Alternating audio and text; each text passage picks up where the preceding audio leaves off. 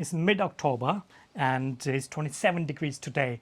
We're gonna go Marbella and take you with us, show you around.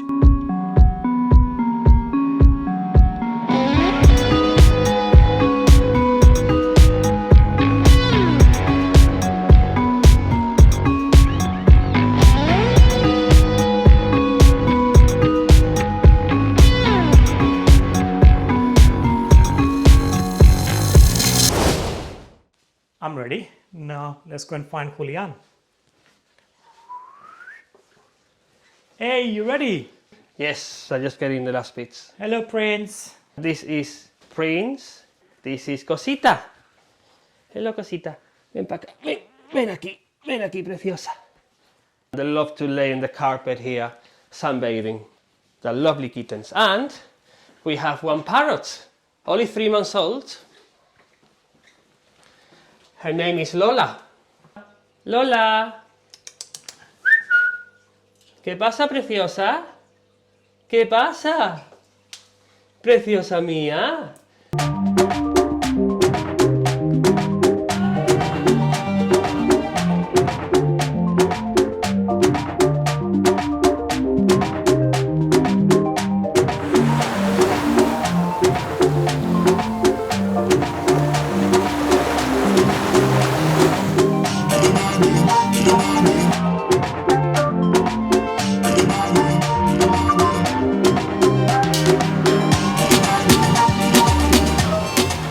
We are in Puente Romano today, which is on the Golden Mile, just between Puerto Banús and Marbella city center. Behind the Golden Mile, we have this golden path, which is actually full of cute little chiringuitos like this one there. You can come in the morning, in the evening to cycle, to jog and do yoga as well. There are lots of places for yoga. We would have loved to be in Puente Romano, but it was a bit out of our budget. A bit much out of budget. If you are going to arrive in Spain and you don't know where to look for properties, the ideal apps that you can use are Idealista, and you can also draw a map or draw a line in the map, and you can see specifically the area you want to move into. You can also try fotocasa.es. On Idealista you will see the description, but you will also see short versus long-term rentals. Just keep an eye on those, because some of the short rentals, you move in around September, October, but then you have to move out around May. Aslam likes the mountains, I like the sea, and we thought, well, Marbella has a bit of both. And in Marbella, yes, you can find really expensive accommodation, but also you can find affordable accommodation. It depends where you look. We don't live quite close to the sea. Not really. 10 minutes drive though. We live in the mountains, 10 minutes, but we didn't just want a block of flats with just, the lift and you go to your house or to your flat. We wanted a development where we could interact with neighbors and we could have a bit of life within the development. And we found this one in the mountains. It has swimming pool, indoor and outdoor, tennis court, gym, jacuzzi and sauna. It ticked all the boxes, and we found that on Idealista. One thing to keep in mind is that the agency fee is a bit higher than you would expect. So majority of the cases, at least 1 full month you have to pay to the agent for the agency fee, and be aware of the looking fees or searching for your property fee. Sometimes some agents charge you for looking for your property. Even if you don't go with them, they will still charge you 250 euros or something that you have agreed upon or signed upon. Make sure you don't sign something you don't fully understand. Supermarkets in Spain. So the main ones are Carrefour, Mercadona and Lidl and Aldi that you would find in most of Europe as well. So Carrefour has got a really good loyalty program where they give you 1% back to shop at the supermarket. So if you spend 100 euros, you get €1 to spend in the market. But if you drive and put petrol, they give you 8%. For 100 euros, you get 8 euros accumulated to shop at the supermarket. That's a really cool thing. We shop in all of them because Mercadona brand, their own branded stuff has a better taste. Lidl. Hacendado. Hi? Hacendado.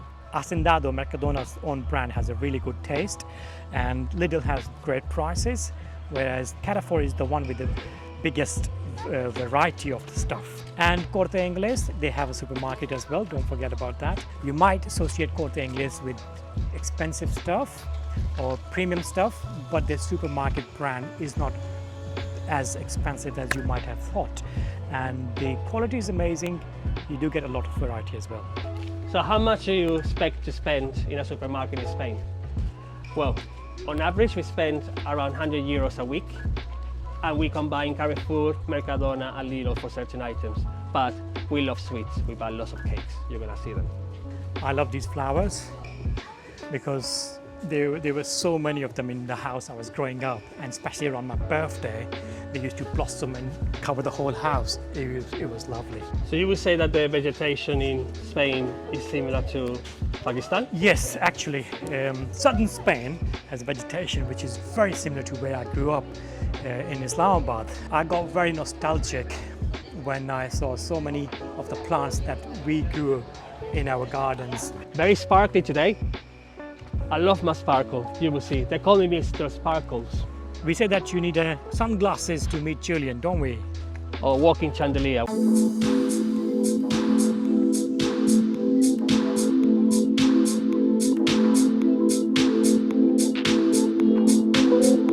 We are in mid-October, still wearing shorts, and look at the view. You have Puente Romano in there, and you have Marbella over there. And we live somewhere around there with that mountain in the back. Beautiful.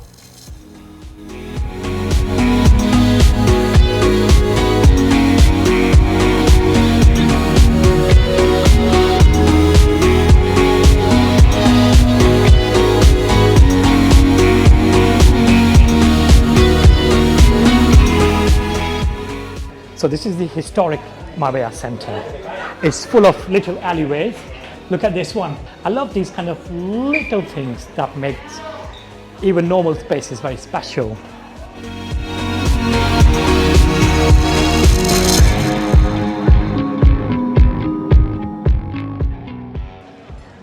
You are now in amazing Marbella and you're having a drink or two with your friends. How do you get home? The usual apps you are familiar with, they also work here in southern Spain. Uber and Bolt in certain areas, not all of them, but there are also a few other apps you should get familiar with which might give you a slightly better rate. Like for example, Pide Taxi, which is the local taxi app, and Cabify, which again is the local taxi service but they might still offer you a better rate. However, if you don't need a taxi and you need a train to travel, you can go to Renfe app, or you can also use the very famous one called Trainline, will also work here. It is almost 8 p.m. on a weekday, and look behind me, all the shops and restaurants are still open. That's one of the things I love about Spain, that in the evening you still have time to go shopping in the street, enjoying the weather. Shops usually open at around 9 or 10 a.m. and they normally close around 9, 10 p.m. depending on the business and the size. But Sundays, most shops are closed.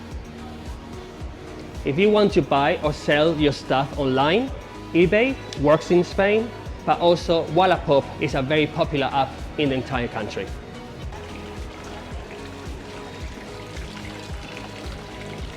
I was surprised to see that Marbella is not just about the bling, it also has that very strong Andalusian character in the town centre. It's beautiful, you cannot miss it. Dinner time in Spain is about between 9 and 10 p.m. If you're hungry and you want to order something, the apps they normally use, Uber Eats, Just Eat, they still work here. Apart from that, the very popular local one is Glovo, which is just like Uber Eats. Keep in mind that Spaniards are very sociable and very passionate people. Combination of this makes Spain a very lively country. And the dinners, like we said, are late, so everything is pushed back. Nightclubs start at 2 a.m. Now we must hurry up. Our neighbor Pablo is waiting for us to play parchís. But before we do that, I'm going to leave you with a couple of quick tips. If you want to do some repairs in the house, or if you fancy some DIY, The place to go in Spain is Leroy Merlin. For all your electrical needs, you can go to big supermarkets like Corte Inglés and Carrefour, but the specialized places are FNAC and Media Market. Media Market is one of the largest ones.